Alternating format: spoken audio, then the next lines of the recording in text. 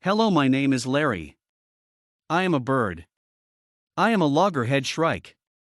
We typically have two homes: our summer homes and our winter homes. We fly together in the sky. The sun rises and sunsets are magical. Our travels are always an adventure. Our species is considered near threatened due to its severe population decline during the years 1966 to 2015, 3% each year. That is a decline of 76% in total. We live in open country areas with short vegetation and well-spaced shrubs or low trees, particularly those with spines or thorns. We can also be found sometimes in fields, pastures, old orchards, riparian areas, desert scrubland, savannas, prairies, golf courses, and cemeteries. We can also be found near or along mowed roadsides with access to fence lines and utility poles. One really cold winter, my mate and I got blown off migration course that my family takes each winter to stay in warm weather like we like it. My mate's name is Carrie. I'll never forget, it was the same winter of 2013. It was particularly hard that year as 12 of the entire flock had died of that West Nile virus. We were on our way to our winter homelands when the wind and rain picked up so quick that everyone flew for shelter in a hurry. Carrie, Sage, Mad, and I all got separate from the group in an updraft. We were all scared and hungry. We like to eat things that you would not want to. We eat insects, other arthropods, amphibians, reptiles, small mammals, and birds. We will sometimes even eat roadkill and carrion. Some of our favorite foods are grasshoppers, beetles, and rodents, just to name a few. During the rainfall and updraft, Carrie, Sage, Mad, and I flew up far above trying to get up over the rain cloud storm. We perched to the corner of a pine tree barely 4 feet tall.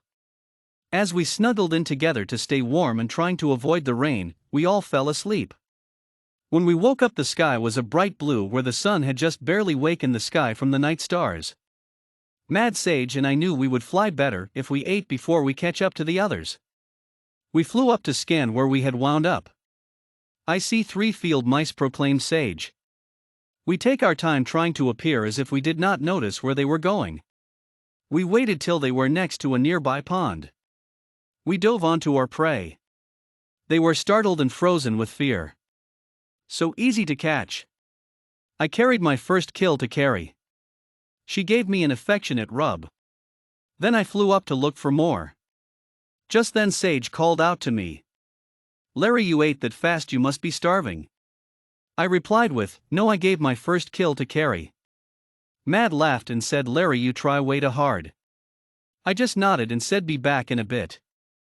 I spotted a shrew and took my time hovering nearby. As I was diving for it, a nearby lizard freezes in its tracks. I immobilized the shrew and attacked the lizard Oswell.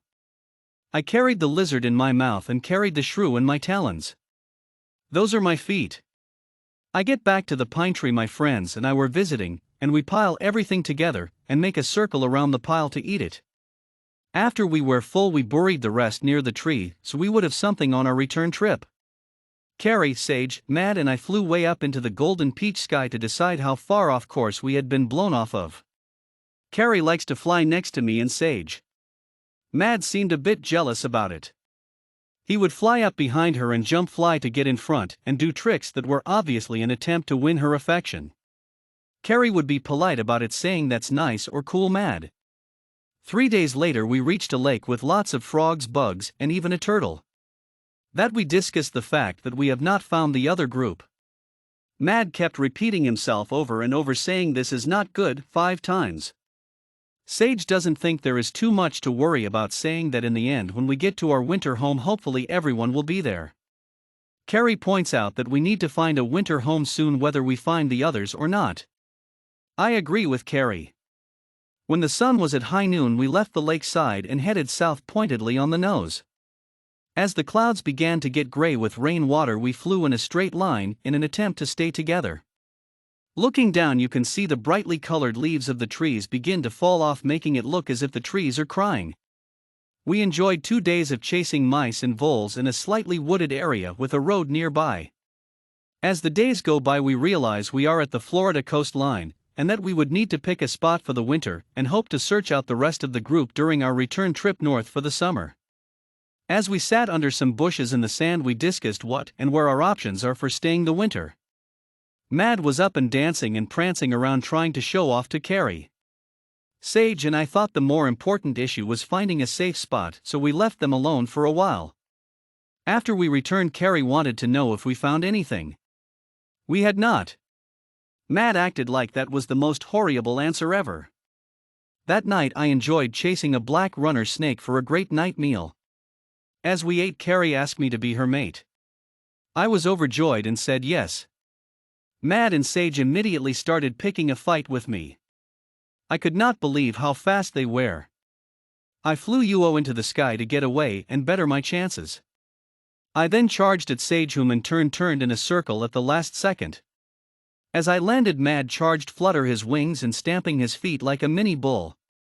I raised up and charged, wings held out, mouth open wide, and let out a war cry. They both flew away at the last second. Carrie ran to me and declared me the winner.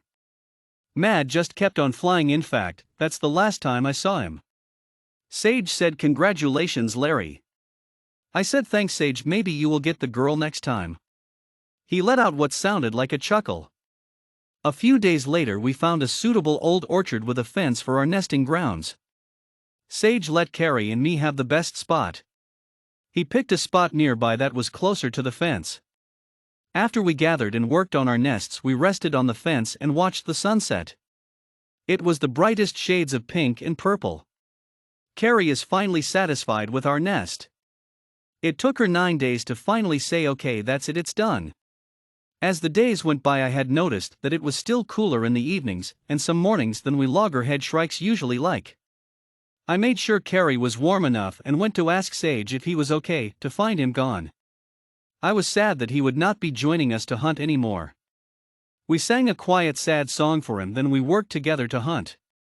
The weather not being as stable as I had hoped it would was going to make it hard on the hatchlings that are due in 20 days. When they hatch, they will be naked, blind, and helpless with closed eyes. Not to mention, I haven't seen much to eat lately. One night, after a great meal of frogs and insects, we were looking forward to a sunset, then some sleep, when to our surprise there was a snake bravely wrapped around our nest.